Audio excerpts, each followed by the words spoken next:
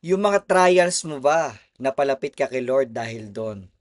For me, the answer is what? A big, undeniable yes.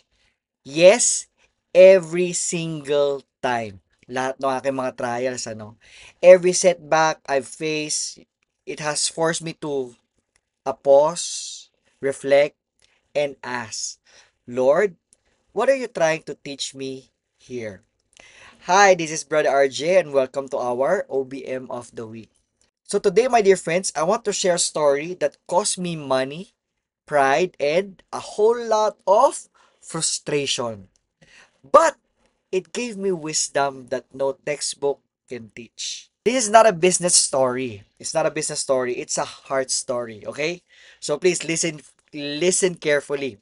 It's about how God uses unexpected trials to reveal what's inside of us. Our impatience, our pride, and sometimes even our hidden greed. My hope is that when you hear my story, my experience, you'll start to see your own challenges in different ways in your life. So here's the story. Are you ready? So mga 2 years ago, nag-start kami ng small sari-sari store. Excited ako na maghanap ng mga iba't ibang supplier na pwedeng mag-deliver right from their shop or their supplies directly to us. Parang lumalabas wala nang middleman. 'Di ba? Imagine that, no more supermarket runs, so I can avail lowest prices and even faster service. Tas nagkaroon ng opportunity para bagang answered prayer. There was an older man. He approached me, introducing himself as representative ng mga suppliers ng cold cuts. Ito yung tocino, hotdog, longganisa, etc. So, nag-offer sila sa amin ng exclusive deal. Ano yung exclusive deal na yon? Ako yung magiging sole distributor sa area. Ibig sabihin, pag may mga kailangang order na yan, sa akin lang order. Di ba it sounds amazing? And in my excitement, I did even see the red flags. I agreed, I paid the amount, and here's the thing. Some of the goods were delivered at first, yeah, but after that, silence. Wala nang paramdam. Walang tawag, walang text, walang deliveries. Does this, does this sound familiar? Di ba? Then, it hit me. I got scammed. Alam mo yung hardest part? Hindi ko ma-admit, ayoko pang aminin. It wasn't just his deception. It was my greed, my rush to earn more, and my failure to slow down and pray before making that big decision. Alam nyo, sa totoo lang, sa simula, galit ako, nahihiya. Kasi bakit? How can I be so careless? How could I let someone fool me? But as the day went on, God began to whisper the deeper truth. What is that? This wasn't just about losing money, it was about gaining wisdom. He showed me that I was in too much of a hurry. I wanted quick profits without carefully checking the details. I was blinded by promises instead of guided by prayer. Trials, my dear friends, listen carefully. This is very important. Trials are there to make us better. You cannot outrun them. You cannot hide from them until you learn the lesson. It will show up again, maybe with different people or in different scenario, but the lesson will always return.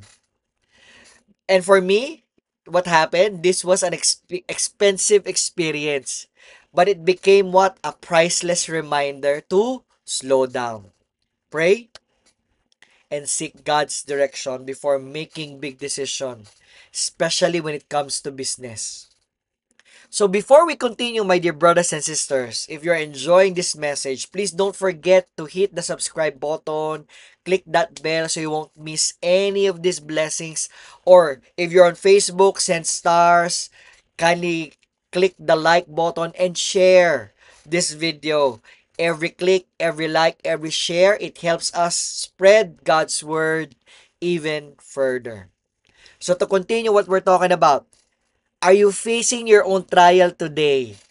It might not be about money, it could be a broken relationship, a career setback, or a door that keeps, closing no matter how hard you knock. So instead of asking, Lord, why me? Lord, ba't ako? Di ba? How about try asking the Lord, Lord, what are you teaching me? Remember in James chapter 1 verse 2 to 4, it says here, consider it pure joy, my brothers and sisters, whenever you face trials of many kinds, because you know that the testing of your faith produces perseverance.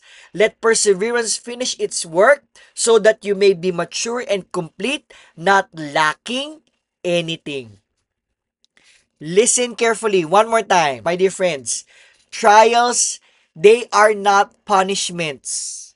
They are preparation.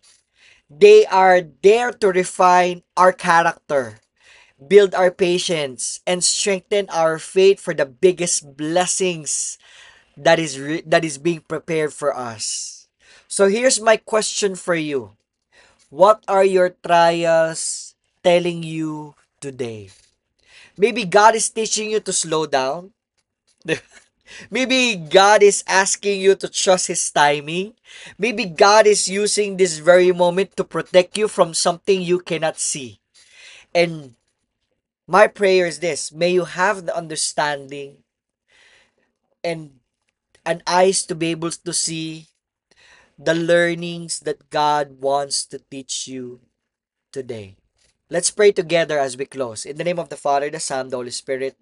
Amen. Father in heaven, we thank you for all the trials that we had, that we have, and that we're gonna have, because we believe, oh Lord God, it's gonna shape us. Teach us to pause, to listen, and to learn. Help us to trust. Trust your timing, trust your plan. And may every setback draw us closer to you. All this we pray in the mighty name of your Son, Jesus the Lord. Amen and amen. In the name of the Father, the Son, the Holy Spirit. Amen. Thank you very much, my dear friends. God bless you. Continue shining His light because you are a blessing. God bless. See ya.